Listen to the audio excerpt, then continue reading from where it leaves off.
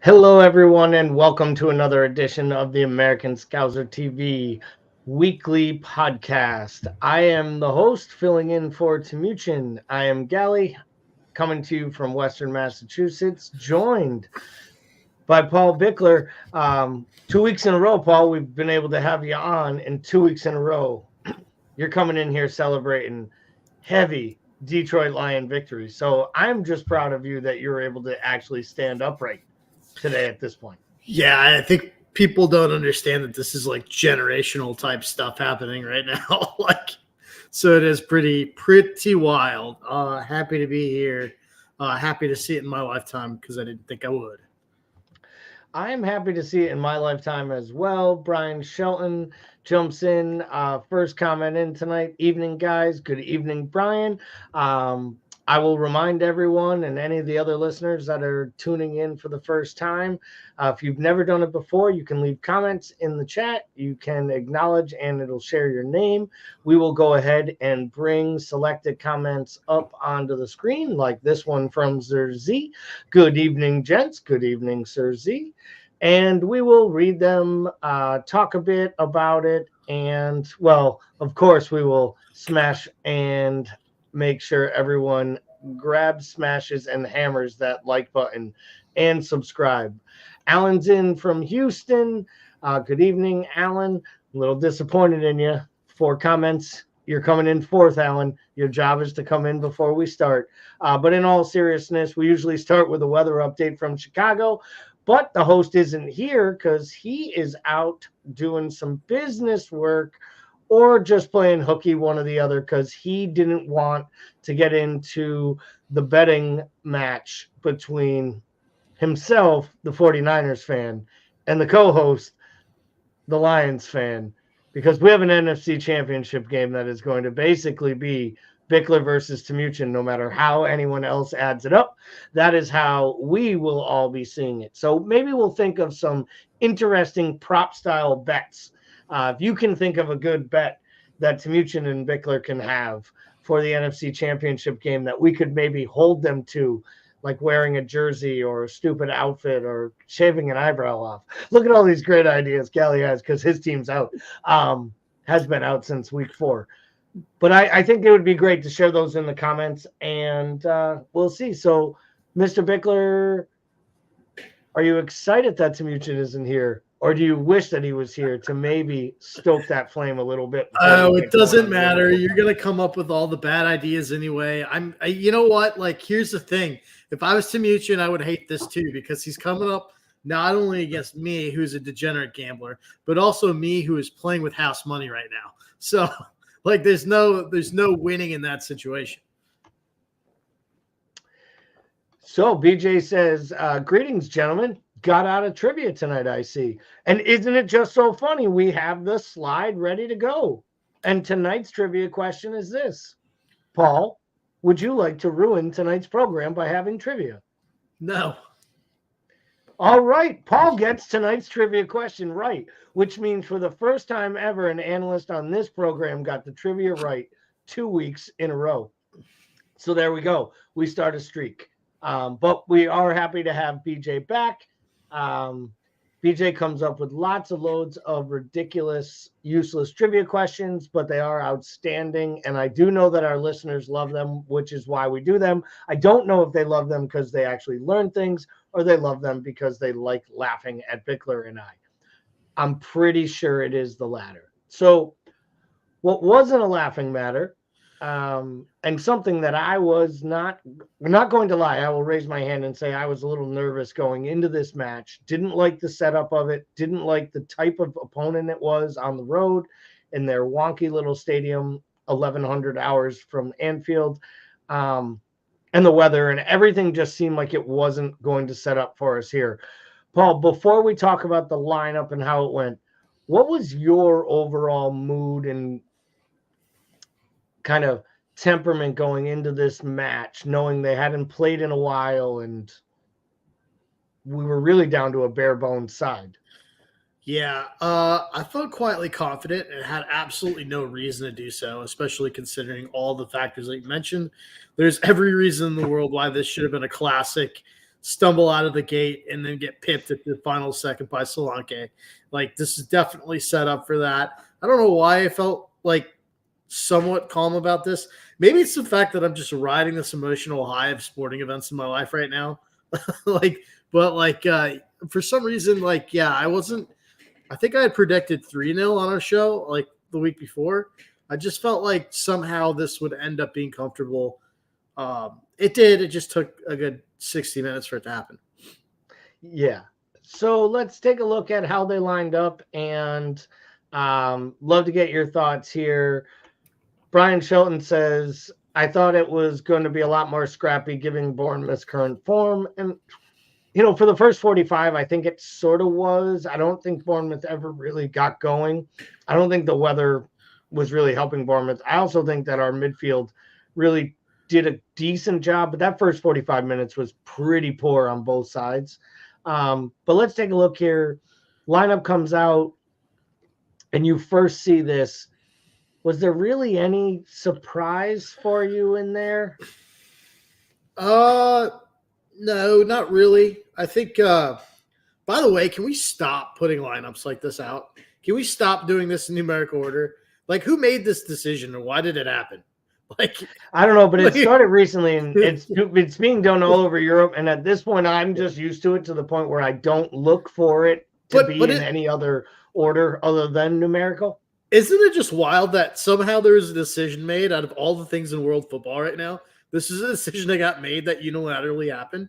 I don't get it. Anyway, I think the only thing, obviously, I think the big question mark was which one of our 9 left-sided attackers is going to play on the right? Like, I think that was like the one question going in. Other than that, I think everything else kind of played out the way that we all thought it would for this one. So when we look at this lineup here, and if we were to start to talk a little bit about the performances and the players, obviously we'll talk a lot about the second half. I thought the first half was poor all around. I thought that they were kind of like sleepwalking. They didn't really create any chances. Like, normally we have something to complain about even when they're not playing great. Like, there was really nothing there. So the way I looked at it, it was like we almost sleptwalked through the first 45 minutes. We were kind of feeling our legs out. The midfield, I thought McAllister was really good in the first half, and I thought Bradley was really good for the entirety of the match. Maybe that was a little bit too jaded by basically looking at him making his Premier League bow and starting a big match. Do you think this was more down to Bournemouth maybe showing a little bit too much respect for Liverpool, playing a different lineup and not having Semenyo there, who has been like their second best attacker? Like, what was it? Because that didn't look like the side that had won, that had gotten a result in 6 out of their last 7. I think it's a little bit of a lot of things. I do think that, like, Liverpool's a tough team to play because, you're going to have to defend. Like, anytime that, like, you see 60% of possession, like, that really takes away what Bournemouth does well, right? They want to play with the ball at their feet. They want to have possession. They want to be in the final third. That's their game. And, like, they can set up and defend, but it's not what they do well. It's not kind of what they hang their hat on. I think, because the first half was just kind of a slugfest, and because it was kind of all over the place, I think one of the things that get missed just, like, across the board was, like, how good McAllister was. Like, and I know that we've given him, like, a lot of stick about not doing enough, and I know that, like, we want to give him some leeway because he's playing in a position that's not his best, but I just thought, like, he was so obviously the best player on the pitch, and I didn't think it was particularly close, and I thought that was, like, one of those revelations that needed to be had for this Liverpool side. And I think that had a lot to do with upsetting what Bournemouth did through the middle of the pitch. Yeah, he was really, really good. There was one point he picked up a ball right inside the Liverpool half, and I think he basically, like, didn't even pick his head up. He basically played a ball in, like, 50-mile-an-hour winds across the entire pitch, and it landed on Darwin's thigh on the run. And Darwin actually brought it down pretty well, but almost looked like dumbfounded that he couldn't believe the ball not only got there, but got over the defender's shoulder. It was like a really, really well played pass, and it was just out of nothing.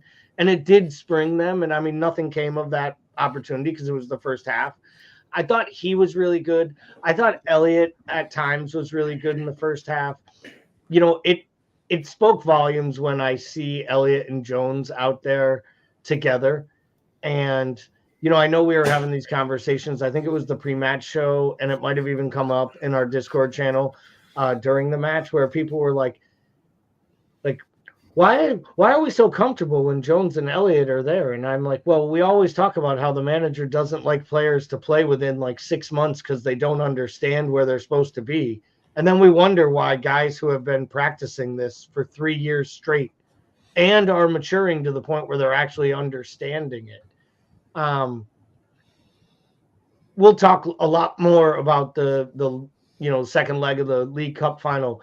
Do you think that we might see more of lineups with Jones and Elliott or matches where they're playing together, whether it be from the start or even in crucial minutes, because of their actual understanding of this side and how it feels like the attack and the defense is stronger when they're playing in those positions than some of our big money signings that we bought this summer? Yeah, I'm not convinced we'll see a whole lot of them together at the same time. I do like both of them. I still don't love them in the same midfield, to be perfectly honest. I think that this was a situation where you've got AFCON going out, you've got a lot of bodies out, and it probably lent itself to the situation. I mean, do I think that if Szoboszlai was fit, he's not starting here? Yeah, I think he probably is, right? So I think it's a combination of injury and AFCON that created this, but I do agree with you. I do think both of those players are supremely underrated across the board by the casual supporter in terms of both their performances and their importance to the squad. I think we talked about it last year, just the sheer amount of minutes that Harvey got, is insane. I think people don't really realize that because he get runs of starts here, but he was primarily brought off the bench, but he played in almost every single fixture. So it's very clear that the manager values both of them. I don't know. With as deep as the squad is in the midfield, I don't know that we see them very often together. And in my opinion, that's probably the best for the squad. Sir Z says their work rate is exceptional, and I absolutely agree. I think that they offer so different sets of qualities, yet they put in the same amount of effort. And I think Klopp knows the number one thing is he can rely on them. And I think that's probably the most important thing. We talk about Jones all the time. I think Jones makes more sense from the start because I think he offers you a little bit more and a little bit more balance. And he also does something that until we see McAllister there, we really don't have, which is a left-sided midfielder that can command that area, do a defensive job, and also pop up in the box and create. And it almost feels like he's starting to develop a little bit of an understanding the last couple matches with Darwin, which is big because he's starting to find himself out on the left-hand side, which I know you've been a big proponent of basically since he got here, but especially since we saw a little bit of it last year. I think Harvey offers so much from the bench is that he's actually different and he's so direct and he has an actual goal in him.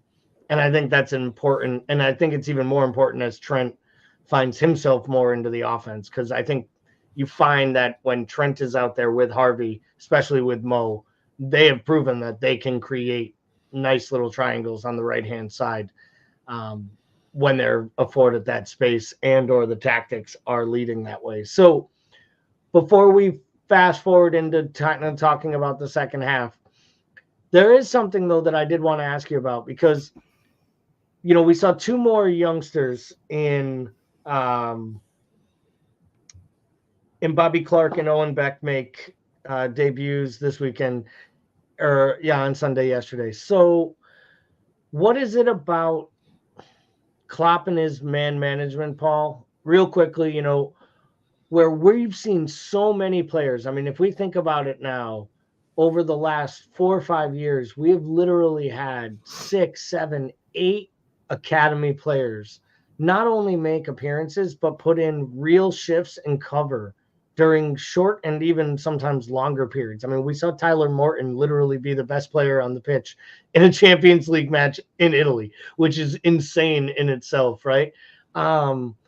Is that down to the tactics, or is it down to the confidence based on how these young men are treated when they're given an opportunity? Oh, I think it's got to be confidence for. I mean, I think at that point, like those kids, I don't think have soaked up enough experience to to be able to say like, okay, I'm going to go out and like play this way and that way tactically, right? I think like especially when you're getting a debut, you're running off adrenaline and basic instinct and the fundamentals that you've been taught, right? And I think probably the academy is really good at locking in some of these fundamentals in terms of the way that the first team goes about playing football. But at that level, I think what Klopp really does a really good job of is exposing these kids to lines of sight into the first team. And I think that's like one of those things that kind of gets lost because like people don't understand that like the percentages of making academy are like, like astronomically low to begin with. But these kids that come out and make first team football are like less than 3%, right? Out of the academy. So you're talking about like a small percentage of a small percentage. How do these kids continue to develop and try to get there? Well, I think having a first line of sight into the first team gives these kids a confidence and an excitement in like a purpose in a way that I think can sometimes get lost in academy football. Yeah, I would agree with that. And I also think that when they're called up to start to train with the first team, I don't think they're there like the JV kids that are there to make numbers. Like I think they're brought right in. They're expected to perform. They're probably scolded even harder when they're in the wrong positions, when they make the wrong runs. What always impresses me is I feel like sometimes we see these young players or injuries get riddled into smaller clubs or different clubs. And you'll hear about how they have to change playing or do this differently. I mean, Bradley walked right into the pitch yesterday and acted like he was Trent going forward in attacking positions. I mean, there was that one spot I made the comment in the post-match where I think Gakpo gets it at the top of the box and Bradley's making a run into the box. And when Gakpo doesn't square the ball to him, the kid just points down to his left foot and is like literally like, why didn't you, like he's Mo. And he's like, why didn't you just lay it off? Like the play was to me. And I'm thinking to myself, like, this is absolutely outstanding. But what was great was not only did he think to do it because he was in the position and that was the right pass and play for that moment because he knows the tactics. But more importantly, he was confident in himself and Gakpo didn't care. Right. He kind of smiled at him. It's almost as if they encourage it. That like when you get your shot, it's your chance to come play our football. Like you are a Liverpool player playing in this first 11. We're going to go out there and do this. We're not just, and I think it empowers these kids to genuinely expand who they are. So Brian Shelton says, I just hope that Bradley isn't another Nico. So I've heard this a few times. It's not just by Brian. I've heard it I actually think I heard it on one of the Anfield Rap post-match shows too. And I think it's because we saw flashes in a few different early performances from Nico that made you think, oh, this is flashy. See, I always just saw a guy that looked like he was going on the pitch trying to do what Trent does because he knew he could attack. And that was like his way to show. I thought Bradley looked a lot more poised, a lot more playing within himself. He looked more of a Liverpool player than I ever saw Nico Williams look during his time here. But to be honest, if Bradley ends up making 15 appearances for the club and fielding the club 20-something million for a player that wasn't worth it, I'd say Nico Williams probably was a net gain positive. What is your stance on how do we slow the supporters down from getting over the top on these players the way we did, say Bajcetic last year, and he hasn't played well since? Yeah. I mean, it's always hard, right? And I think we've always said this with these new kids. Like they come out and they overshoot their means, right? Like they play out of their boots for a couple of games, then they sort of have a couple of thunkers, and then they sort of settle in the middle, right? And that's where we kind of see that regression to the mean. I think that typically does happen, right? And so I want to pump the brakes on the Bradley thing, but it's super hard to pump the brakes on like. I think it's harder to pump the brakes on defensive players because like fullback is where a lot of people come in and break themselves into first teams. Like that's where it's the easiest position to break in a kid from the academy into a first team. And so I think we see a lot of that. I think Bradley probably has more defensive prowess in the shin guard than Nico ever did, and that's just my gut feeling from watching him is he looks like a foundationally sound traditional fullback, which we haven't seen in quite some time. And so I thought he did great. I'm okay getting overexcited about him because I think this team desperately needs somebody that's reliable to back up Trent. And I think more importantly, this team needs somebody that can push Trent too, And I think Bradley seems like, from all intents and purposes, both from his cameo appearances and what we've seen at the academy level, like he seems like a player that can grow into that role on this team. And that's a role this team really needs. And you don't believe that Calvin Ramsey can be that player now that he's called back from his loan? Dude, he is. He's like Davies, where I'm fairly certain he's a hologram. Like I mean, I'm at the point now where I don't know how much worse it could get. Like I saw some people say, oh, he's got to go back out on loan somewhere else. And my argument was like, absolutely not. You keep him at the club and you make him train, play with the under 23s, train with the first every day, and just make a decision between now and the end of the season. Because you got to do something with the player at some point. Just blew my mind that he was back. Sir Z says once Robbo comes back, Gomez would be great on the right. And I don't disagree with that. I think Gomez is playing out of his skin. I think he's been outstanding, arguably might be the best player at the club over the last month. Most consistent is probably fair to say. I just still think there's a lot of football for him to play as the backup to Konate and Virgil if we want to get where we have to go. And as good as it is seeing Joe get starts, he's a better option coming off the bench as your third center back than bringing in Kwanzaa. And I really like the kid. But the other thing is at some point soon, hopefully, all these players start coming back, and we're going to have too many senior players for the number of jerseys we have on any given game day. And it'd be kind of nice to have Joe Gomez on the bench being able to offer you cover at center back, right back, even left back.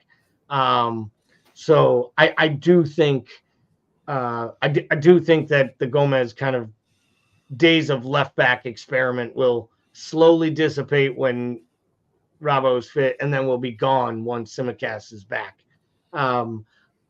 Where are you on playing Robertson? Would you be extra cautious, or because it was an arm injury and he kept his fitness up the whole time, when he tells you he's comfortable and the physio say he goes, does he go right back in for you, Paul? Where are you at with Andy and starting on the left? So let's just say his fitness is completely fine. I'm doing the Klopp thing, and I'm probably putting him out there for a 30-minute run out, and then I'm back to putting him in full speed. I mean,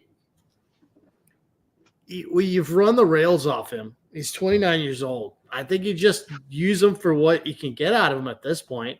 And I think it's not like there's a ton of depth on this team from a fullback standpoint. In fact, there's really no depth. And so I definitely would. I think you're going to need Gomez to fill in that depth for center back purposes down the line here.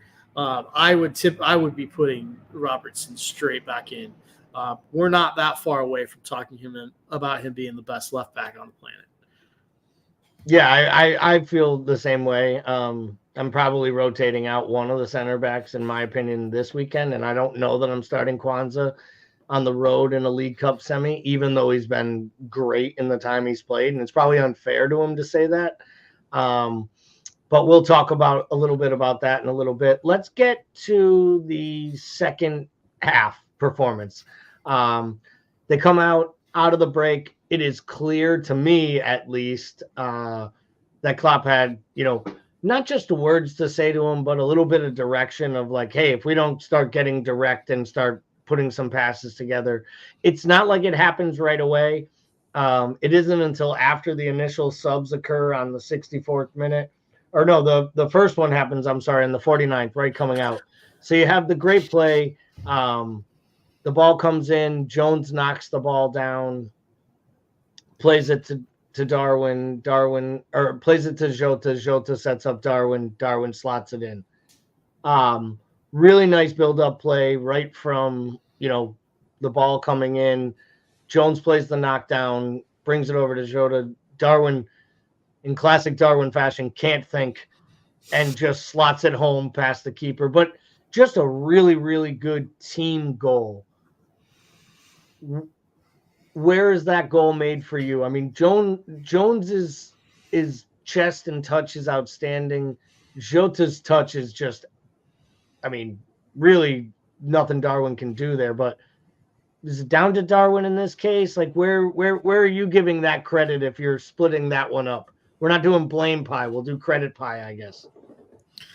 Yeah, if you're doing a credit pie, I'm probably going like 33% across the board for all three players involved. I mean, you basically screwed across an entire half of field and scoring 4 touches. It's pretty great. I think if I'm really gonna highlight anybody, I'll probably highlight Darwin. I mean, we highlighted plenty when he misses, right? And he's the last touch in the attack on one touch to the far post. I mean, that's what you want. Like, that's what you want your striker to do is be clinical and slot that home. And it's by no means an easy shot. Coming across, one touch, cross your body. It was a great goal. But like you said, it was a total team goal. And those are like, dude, those goals are I still watch that one. I think it was Newcastle where he had like 34 passes and then scored. I still watch that one. Crazy. Yeah, it's an outstanding goal. I look back on that first goal and it just felt like it was coming. You could feel it coming. I think you mentioned it in the Discord channel. This feels like it's coming. They had a few good opportunities. There was some good interchange play. And just the confidence you saw in the way he took the goal was great to see. He hadn't been having a bad match up to that point. He had been very active, very lively. Granted, the announcers spent a quarter of the match talking about the enigma that is him, yet didn't talk about the other team's striker, who's been one of the best strikers in all of the Premier League, that basically had 2 touches, and both times it was him touching the ball and then dropping to the ground looking for fouls, because he was really marked out of the match completely. But it's just one of those things, like, whether Darwin's good, he's going to be talked about, or he's bad, he's going to be talked about. I think that is just what we have to kind of expect from him. Sir Z said switching Jota to the right and Diaz back to the left changed the game. I think it had something to do with it. I still think that they were very much fluent throughout the entire match, and that had a lot to do with it as well. I think the bigger part of it was taking Diaz off the pitch and getting Gakpo on the pitch ultimately is what really changed the game, because we get the first goal, but then on the 64th minute, you get Gakpo in for Diaz, Gravenberch on for Elliott. They quickly get the second goal, which is another nice goal. Nunez to Gakpo to Jota. Jota bangs it in. Classic Jota. You knew he was never going to miss it. He's just a great finisher. And then quickly you score the third goal off the Bradley kind of ricochet. And I saw one guy say that's how lucky Jota is. So I'll ask you, Paul, as a guy who's a striker, and I was a kid who once popped up in places I wasn't supposed to be to score goals. Isn't it that Jota is the one of the 2 or 3 guys in all of our team and in our entire side who expects that ball to ricochet and bounce back there, which is why he's always the first one? Like, there has to be something to the fact that he's always the guy who's a foot shorter than everyone else, but still scores headers in the box because he knows where the ball is going to ricochet off. Like, there has to be something to all this luck. Yeah, in sports, I think they used to call that like anticipation. But I think I think with Jota, he's got that thing that Dirk Kuyt had, and Dirk Kuyt was one of my favorite players because he was never technically the best at anything, but he was so smart. And I think Jota has that thing where he's just so smart, and he reads angles really well. So I think that he just kind of looks at spaces, looks at angles, and can really sort of calculate and project where that ball's most likely to land based on who's involved in the positioning of everyone on the pitch. And I mean, that's kind of those classic qualities that you want in a poacher, right? I mean, you remember Jermaine Defoe used to do that? He'd score all those goals. None of them were beautiful, but like so many of them were just knowing where to be, being at the back post when you're supposed to be there. And I think that Jota does a lot of that, where he has a lot of those classic traits that a poacher would have, but he also can create chances too.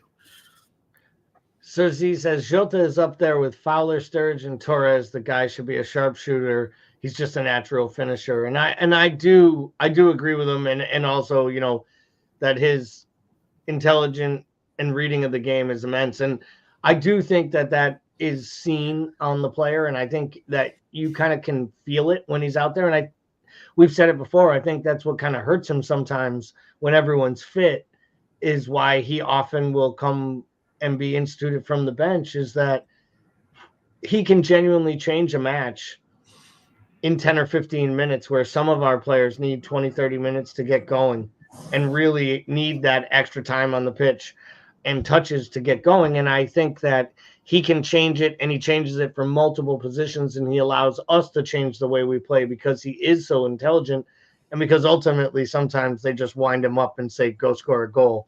And he just kind of gets out there and winds up defenders and then scores a goal. So the fourth goal comes, obviously, it's stoppage time. Bournemouth knows it's good night the lights. They're down to 10 men due to the fact that they had no more subs. We didn't even get to the red card. I'm sick of talking about VAR on this podcast every episode. So I kind of skipped over it on purpose. I'll get your opinion on it quickly before we get off this topic. But Bournemouth had no more subs. They had an injured player. They go down to 10 men. We don't stop attacking, which is I love. And Joe Gomez puts in a ball that would make Trent proud, that Darwin runs onto. Still not 100% sure what Darwin was trying to do by throwing himself and sliding feet first at it. I can tell he's actually trying to get it with the outside part of his boot. But again, I don't care, because he made the run one. Most importantly, he's kept his freaking 7-foot ass onside. The fact that Liverpool had 0 onsides for the entire match was, just a shock and breaking the world. But that fourth goal, more about Darwin's confidence being there to finish that. And if he doesn't make the first one, does that one probably, hit the corner flag? Or is this really about Joe Gomez getting credit for that ball in? Because it is a peach of a ball that he sends in. Yeah, I love, it's crazy to think we still have fullbacks racking up assists in this match when they're Bradley and Gomez. But right. We'll take it, right? It's a far cry from Trent and Robbo's assist race. No, that's good. I think, I guess when I look at that, I think that's just the Nunez goal. That last goal is just the most Darwin goal ever, right? I mean, it's just all limbs everywhere, and it goes in, and you take what you can with Nunez. I think, I keep seeing all these Liverpool greats making comments about Nunez, both good and bad, right? And I think at the end of the day, when we look at Nunez, I think what we just have to embrace is the fact that look, is he the most clinical? No. Would you like to see him score more? Yes. Is he going to miss sitters in critical times in tight games? Yeah. But you know what he is? He's a constant problem. If you're setting up to defend Liverpool, he is a constant menace that you have to have some sort of solve for, or an attempt to solve for. And I think that is as important as any of those other things that we talk about, any of those other metrics when we talk about the fact that he doesn't, he's not scoring enough. It's like he's not a one-dimensional player. It's not like you just have to rely on his goals. He creates for other people. He has relatively good vision. He has decent passing range for somebody his size and position. But the bottom line is that he's eating up space and giving room for other players and creating opportunities. So, like, we take these 2-goal games, right? But, like, I think we need to look more at these games where he doesn't score and he's had chances and recognize that there's an impact outside of just a box score, right?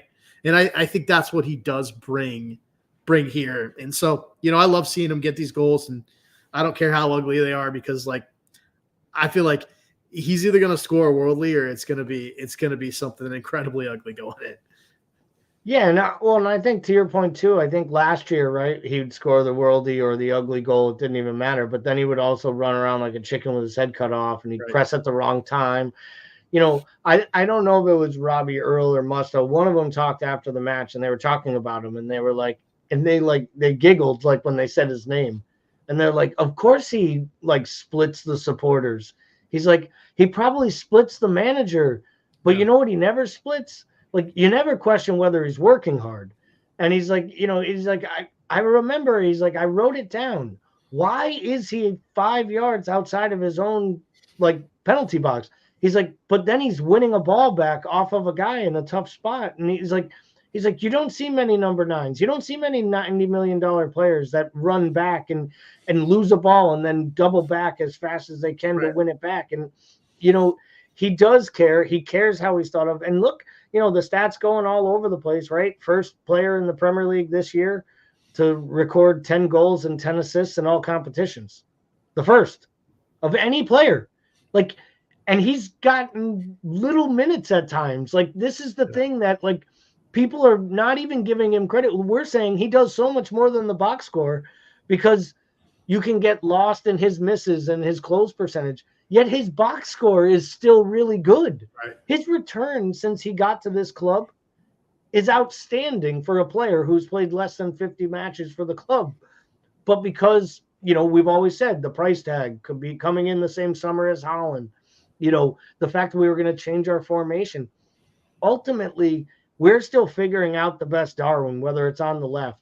For me, what's really great is this small period without Mo is starting to show that he can do it playing with Jota, and he can do it playing with Gakpo. He can be successful with Diaz.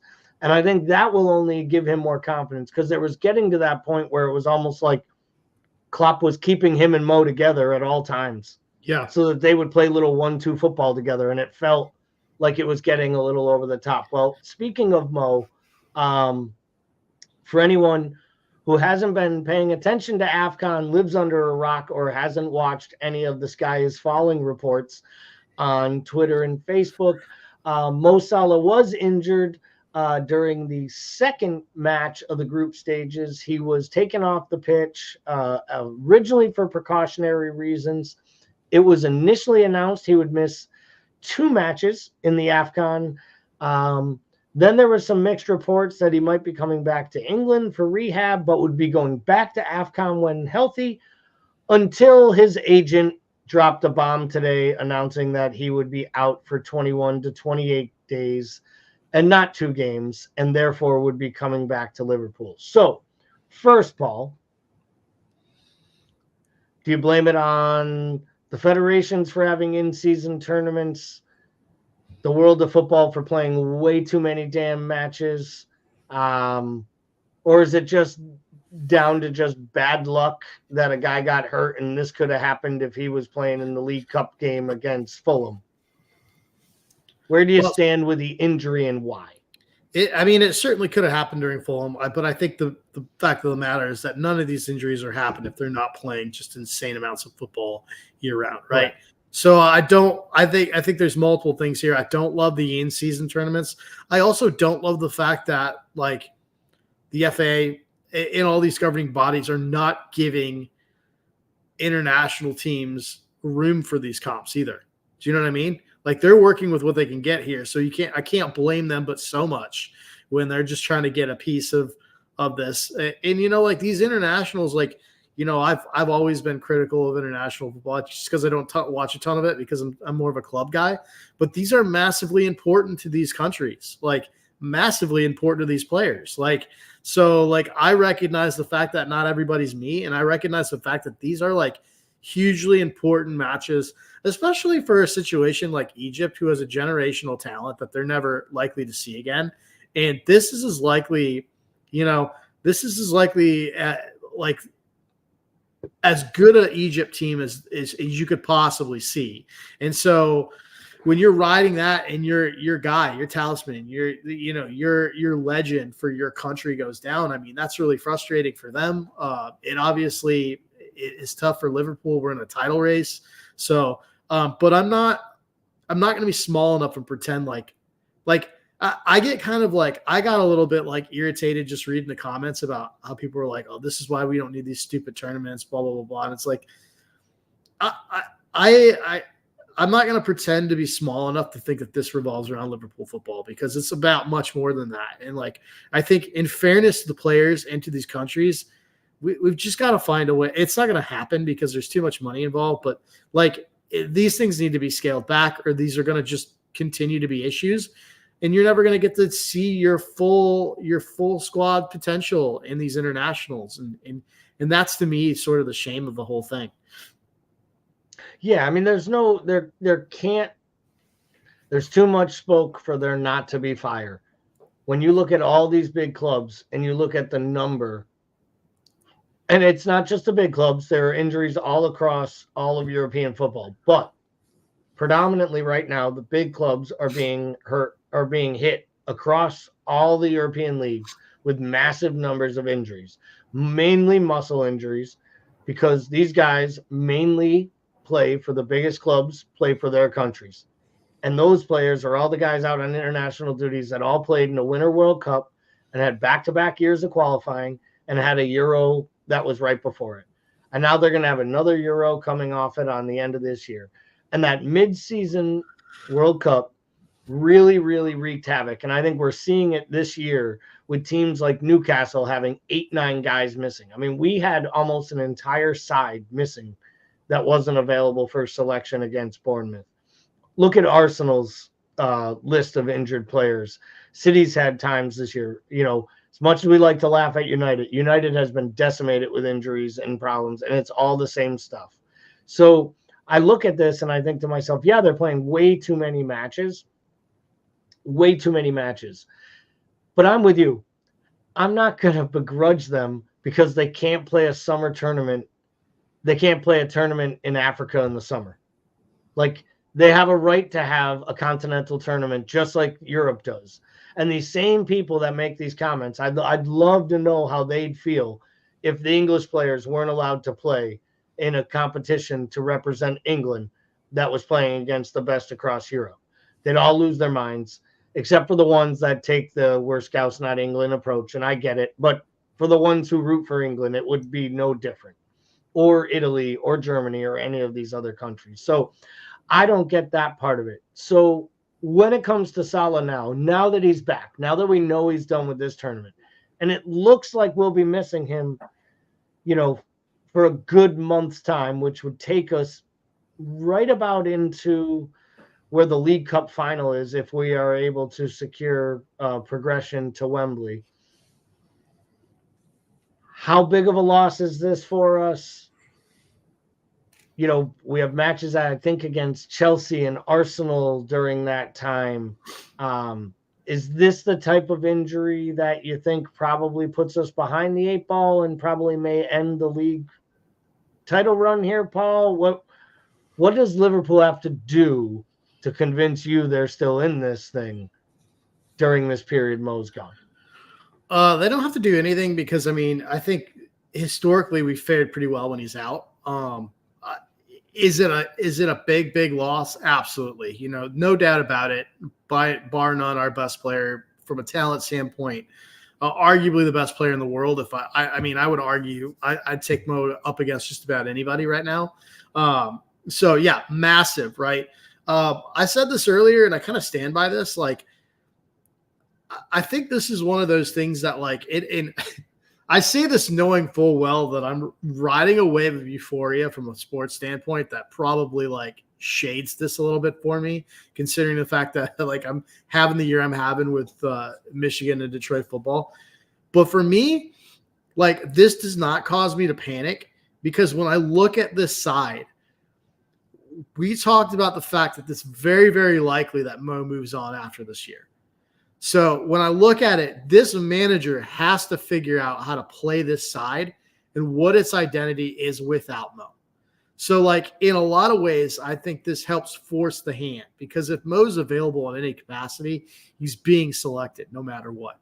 I think in a lot of ways, this really forces him to look at Diaz, Gakpo, Jota, and Nunez and really figure out how those four play best together situationally and what that looks like for this team from an attacking standpoint. So I would never wish this injury on Mo, obviously, and I would never not want Mo in this side ever. But I'm going to look at this glass half full and say, like, this is a really, really good opportunity from a position of strength to assess the four players that are going to be key from an offensive standpoint going into a year where we likely won't have Mo. And that is a good thing, in my opinion. Yeah, I kind of feel the same way. I will just take a few people here in the comments. You know, I'm getting a lot of Salah was going to miss Chelsea and Arsenal either way. Salah was going to be gone regardless. Salah would have been gone regardless had Egypt made it back to the finals again. Egypt just barely got out of the group stage with 3 draws. So there's no guarantee they're winning their first knockout match next Saturday, which meant he would have been back for the Chelsea match or maybe the Arsenal match the following weekend. So there was just as good of a chance. And if this were a 1-2 week injury and Egypt were eliminated, he'd be back. Either way, I'd rather the guy coming back healthy than out for 21 to 28 days, which all of us know means he's probably taking longer than that to come back. The question was really, how will we fare with Mo being gone and the fact that he is injured? Because there is still the coming back from the injury. And the one thing we've never had to deal with really at Liverpool is a Mo Salah that doesn't feel 100% confident about his body. Because when he hasn't had to play. He has been unquestionably the most consistently healthy marquee athlete I have ever watched, as long as I remember watching this sport at this high level. Like, I can't remember another player that's played this long without having these types of injuries. Obviously, he had the shoulder. These are, more freakish injuries. So it'll be interesting to see how they do. Let's move over to the match on Wednesday. We have the League Cup, obviously, second leg, taking on Fulham. We go into that, obviously, with the lead. Paul, how seriously do you think they take it? What do you expect from rotation from this weekend's lineup, if any? And if you were Jurgen Klopp, how would you be approaching this match on Wednesday afternoon? God, I think you got to go pretty strong here. I mean, the only thing I can see is maybe Kwanzaa gets a start here, right? Maybe we see Kwanzaa here. But I think you got to go fairly strong here. And I think they'll go for it. I'm trying to think of what rotational pieces I could see. I mean, I don't know if Jones is going to start. I don't know. I haven't heard an update on the hamstring issue that he seemed like he had going off. So I figured it would be Gravenberch. Yeah, kind of like Gravenberch, Elliott, and McAllister. Yeah, in the midfield, and then I do think Brian Shelton said he thinks Kelleher will start. I do think Kelleher will get this start. And then would you go Konate and Virgil? Would you consider Gomez at one of the center backs, but maybe you go Konate or Virgil and Kwanzaa, and then I don't think he has enough faith in. I don't know if he has enough faith in the kids to go without Gomez at left back. That's my only thing. So I don't know if he's going to run Kanate out there again either. Like maybe he will. I for some reason I just feel like we're going to see Kwanzaa out there. But I do think he goes pretty strong. Fulham's a team that like I feel like they always punch above their weight when they play us. I feel like they always play us tighter than like they should. My hatred for Pereira is well documented. Like, there's just nothing about Fulham that I like, including that like rickety ass like 4,000 seat historic venue. I know it's probably got to be. I know Craven Cottage has got to be just like one of the coolest places to go, but like because it's Fulham, I hate it. I do think they'll go pretty strong up top. I think that we'll probably see Gakpo start. Diaz got taken off early, so maybe it's Diaz and Gakpo, and maybe you give Nunez a rest from the start, and you have Nunez to come in and just kind of run at them, and you start Jota, and you hope you put your poacher out early. I think it's interesting because it's not like we have to play. It's not like we're playing Wednesday and then we have to play Saturday in the league against City. It's Wednesday, Sunday, and it's Norwich at home. And I know it's an FA Cup, and I think you'll see heavy rotation for that match. And that makes me wonder, like, could we get Kanate and Virgil? And then literally you're playing Bradley, Owen Beck, and Kwanzaa and Gomez against Norwich, and you're giving both Virgil and Kanate the whole week off, because then you got to come right back and play Tuesday. It's not like you have a big break between the FA Cup and Chelsea. So it's going to be interesting to see. If you were Klopp, would you go with Kelleher on Wednesday, or would you start Allison? I mean, he's given Kelleher just about all of these matches outside of that one he gave to Allison because he didn't want him to be sitting too long in between starts. I probably would give Kelleher the FA Cup and be moving on, but like we know that Klopp doesn't do that, and so like he'll probably get it all the way through the final, just like he did on the last one. So I imagine he'll start. It's not what I would do, but yeah, I don't know if I could start. I don't know if I'd start him in the final, especially if it ends up being Chelsea that we play. And I understand Middlesbrough looks like a better side than Chelsea right now, and yada yada yada. At times, Chelsea's looked pretty good, and every once in a while, Chelsea figures it out, and they usually put in a good performance when they get themselves to a final. I can think of 3 or 4 mediocre Chelsea teams that made it to an FA Cup final and gave City a run for their money, or beat Arsenal that year. That Arsenal was a much better side on the day. Plus, it would be a classic Chelsea thing to do, right? Like just have like a finished 12th season, make it be miserable and dire, and still like go and win the League Cup so their supporters can claim it was a good year or something like that. So I'll get you out of here, I guess, on this. Give me your prediction for Wednesday and tell me how you think the match will be won. I'll go 2-0. We score early. It's competitive throughout. It feels like we're going to concede a late equalizer, and then we score a scrappy one at the end to make it comfortable with like it close to injury time. I like it. I honestly feel it's a weird one for me. I think it's a one of two ways. I think if we were to score first, they could go like Fulham did last year against United when they were leading all match in the FA Cup, and then Mitrovic lost his mind and they had 4 guys sent off and they lost by 3. Like I could see if we scored early, I could see them just going all Fulham and down tools, and we win 4-0 and we win the thing 5-1 or 6-1 on aggregate, something like that. If they were to score first and level the playing field, I could see it getting a little dicey for us at times because I don't know exactly how much we're going to have available from the bench to change the match if we have to. Right. So I think it's really important that Klopp gets the starting lineup right. I think it's really important that they take it seriously. And, to your point, I think it's really important that they win this match because the only thing worse than playing the extra 5 matches it takes to get to the second leg of the League Cup semifinals is to lose it and not go get a chance to win a trophy.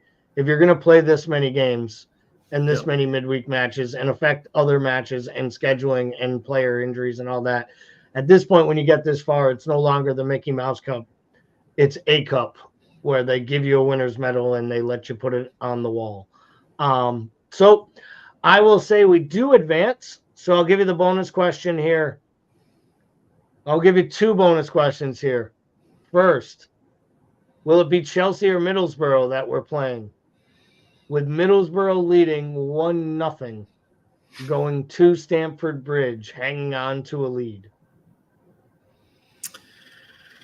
Oh, I'm going to go ahead. I think Chelsea figures out a way to get this done, and we have another one of those. I think we get it done, and I think we end up having another one of those just dog, ugly, terrible, fucking 120-minute nil-nils. Yeah, just in the gutter, just slugging it. Yeah, disgusting game. Yeah. Great. Can't wait for that. Hope you can't wait till you get that one right. And I'll get your second one that I get you out of here on your prediction. Which one of you will be crying in your soup come next Monday night? Will you be celebrating your first ever trip to a Super Bowl with your Detroit Lions, or will this be a stepping stone year? And Dan Campbell's hopefully laying the foundation for the opportunity for your young Lions to take the big step forward. Because we all know the NFL is a not for long league, right? Like nothing is guaranteed one year to the next. Well, I think what's wild about this Lions team, the culture is like the obvious thing, right? The culture's completely changed in one of the worst organizations in sports. It's been historically bad. We've never done our players right. We've never had a coach that was invested in the city like some of our star players were. So it feels like the culture has changed. I think when I look at this team from a roster standpoint, the roster is still really young. So it's exciting as it feels like the beginning. And so, I honestly thought we'd get bounced in the first round. I didn't think our defensive secondary was good enough. I still don't. I hope it's a competitive game. San Francisco's unbelievable. I think we got a shot if Debo's hurt. I think if Debo plays, it's going to be a long day. And I don't like our chances. I think we probably lose that game. I think it'll be competitive, but I don't see us pulling that one out unless Debo's injured. We make them a little bit more one-dimensional. I think that is the way. But this Detroit team can score with anybody though, and they can score with anybody. And we've gotten turnovers at critical times, and if you can do that, you can beat anybody. I do think that you can score with anyone in the league. In some weird ways, I almost feel like you have a better chance going on the road and beating San Francisco in a weird, wacky way by being the underdog and using house money and punching above your weight than maybe having to host the game against Green Bay and a divisional rival that could have seen. It would have been squeaky bum time from the moment the kickoff happened, even for the people in the crowd, because they were like, you finally get us here, you bastards, and there's a chance we're going to lose to a 7 seed. And kid becomes a star and all that and the whole Thanksgiving Day thing. Yeah. So it almost was a little bit of a relief. I agree with you. I think if Debo is playing and he's healthy, you're in real trouble because he makes everything happen there and he makes Ayuk their second option and Kittle third and all these different things, and McCaffrey goes down. You could see the difference with how Green Bay defended once he wasn't on the field. So it'll be interesting. We only talk about it because we know Timuchin is a big Niners fan. Paul obviously is a big Lions fan, and I'm a big fan of losing. So as we like to say, please get on out to the YouTube page if you haven't already. What's wrong with you and what are you waiting for? Get out there and subscribe to the page today. Go ahead and make sure, let us know any of your feedback or comments. We are also on YouTube, Instagram, TikTok, and X. So we are all of the socials, all of the medias. But if you aren't on the YouTube channel, that is the easiest way to get our content, all of our live programs, all of our recorded shows, as well as many of our shorts and reels. So for myself and Bickler, we want to thank you as always for watching, for your comments and all the interaction. We will be back later this week, Wednesday. We will have some form of programming, most likely the morning coffee show, and then maybe a post-match recap in the afternoon after the League Cup final. And then, of course, Thursday, we will be back with both the Thursday podcast, the fantasy show, Friday morning coffee brought to you by Reckless Coffee. And we will all be back to do this all over again. So next week should be the three of us back together. Until then, I hope you all have a great week, and we will see you soon.